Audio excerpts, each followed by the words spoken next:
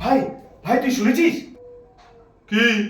ভাই মেয়েটার জীবনের দাম নাকি 10 লক্ষ টাকা। কি কি যা তা বলছিস বলতো তুই সকাল সকাল? হ্যাঁ ভাই, আবার যারা ওই ডার্বি দেখতে গিয়েছিল না, তারা যখন জাস্টিস চাওয়ার জন্য রাস্তায় নামলো, তখন তাদের উপর আবার লাঠি চার্জ হয়েছে ভাই। শোন ভাই, মানুষের জীবনের মূল্য ধার্য করার অধিকার কারণ নেই। আর এই যে প্রশাসন যাদেরকে মারছে না, তারা এক একজন মানুষ। আর যদি ওদের কথায় বলি, তারা এক একজন ভোটার। আমাদের আঙ্গুলের উপর নির্ভর করে ওদের ভবিষ্যৎ। প্রশাসনের ভবিষ্যৎ, সরকারের ভবিষ্যৎ আমাদের আঙ্গুলের উপর নির্ভর করে। আর তাছাড়া তাছাড়া এটা তো একটা ঘটনা যেটা হচ্ছে সোশ্যাল মিডিয়াতে উঠে এসেছে।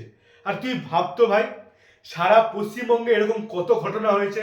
14ই আগস্টে এরকম প্রোটেস্ট করার পরেও সেদিন একটা মেয়েকে রেপ করে মার্ডার করা হয়েছে। তারপর তিলোত্তমা মার্ডার হয়েছে। তারপর বর্ধমান ইউনিভার্সিটিতে একটা মার্ডার হয়েছে। এটা কি ইয়ার্কি হচ্ছে? হ্যাঁ, প্রশাসনের কোনো দায় সারা সব কাজকর্ম। ভাই তাই বলে কি আমরা এখানে বসে থাকবো?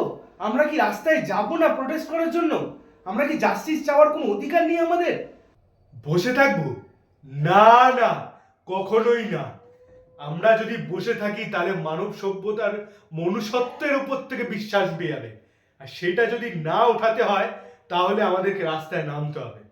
আমরা প্রোটেস্ট করব এবং চালিয়ে যাব যতদিন না জাস্টিস হচ্ছে। হ্যাঁ ভাই, আমরা জাস্টিস নিয়েই ছাড়বো। জাস্টিস Justice ফর for আরজি কর, জাস্টিস জাস্টিস ফর হিউম্যানিটি।